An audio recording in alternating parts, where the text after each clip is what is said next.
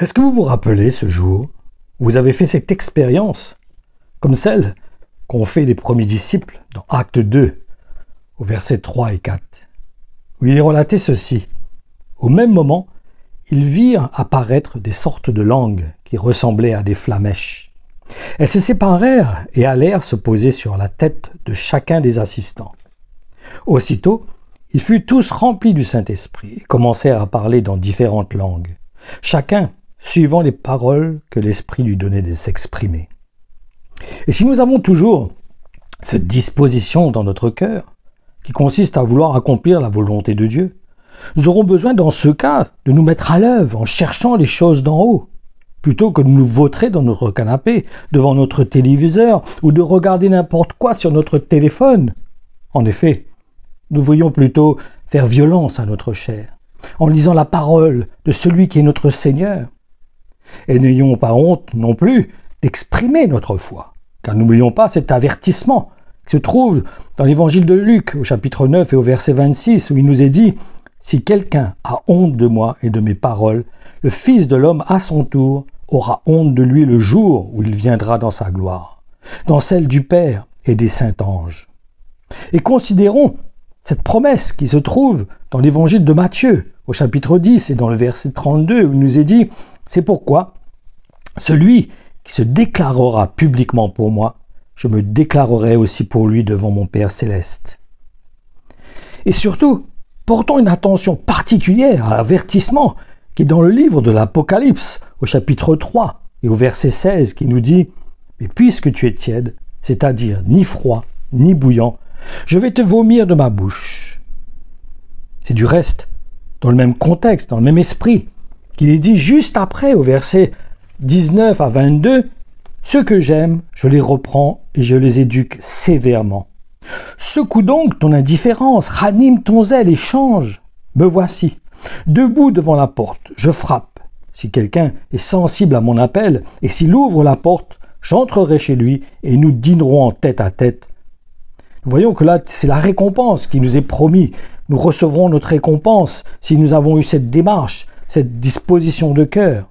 Après, il nous est dit « Moi près de lui et lui près de moi. Au vainqueur, j'accorderai de siéger à mes côtés sur mon trône. Il régnera avec moi, comme moi-même, après ma victoire, j'ai pris place auprès du Père sur son trône. Et j'ai pris le gouvernement avec lui, que celui qui est capable d'écouter prête attention à ce que l'Esprit dit aux églises. » En effet, comme l'apôtre Paul, qui donne l'exemple d'un sportif qui se consacre à sa passion, nous aussi, armons-nous de la même pensée, pour courir vers le but, surtout dans les temps dans lesquels nous nous trouvons. Lisons aussi ce qui est exprimé dans l'Épître aux Hébreux au chapitre 12 et dans les versets 1 à 6, où il nous est dit « C'est pourquoi, nous qui sommes environnés d'une telle foule de témoins, débarrassons-nous de tout ce qui alourdit notre marche, en particulier du péché qui nous cerne de tous côtés et nous enlace si facilement, et courons avec persévérance vers le but proposé dans la piste tracée devant nous. Gardons les yeux fixés sur Jésus dans cette course de la foi. Il est notre chef de file et nous mènera au but. Parce qu'il avait en vue la joie qui lui était réservée. Il a affronté la mort sur la croix, sans tenir compte de la honte attachée à un tel supplice. Et il siège désormais à la droite de Dieu. Pensez à la lutte opiniâtre qu'il a eu à soutenir contre des hommes pécheurs, à la manière dont il a supporté leur hostilité. Et ne vous laissez pas abattre par le découragement. Après tout, vous n'avez pas encore dû verser votre sang pour avoir lutté contre le péché.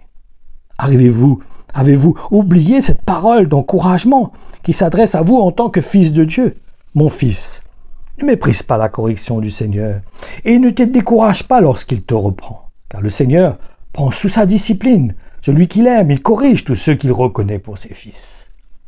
Dans cela, comprenons que si nous voulons vraiment être des disciples de Christ, nous aurons besoin d'accepter, d'accueillir la correction, la réprimande. Nous aurons besoin d'accueillir quand Dieu veut nous discipliner, quand Dieu veut ranimer la braise qui est en nous, quand il veut ranimer ce petit lumignon qui fume encore, qui veut redonner la vie.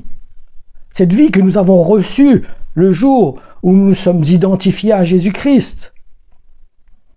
Frères et sœurs, encourageons-nous mutuellement à ne point laisser le monde nous asservir, nous remettre sous son joug, car nous avons été appelés à être libres, afin de faire la volonté de Dieu, afin de nous donner à Christ, afin de revêtir Jésus-Christ. Obéissons au Seigneur, écoutons le témoignage du Saint-Esprit dans nos cœurs.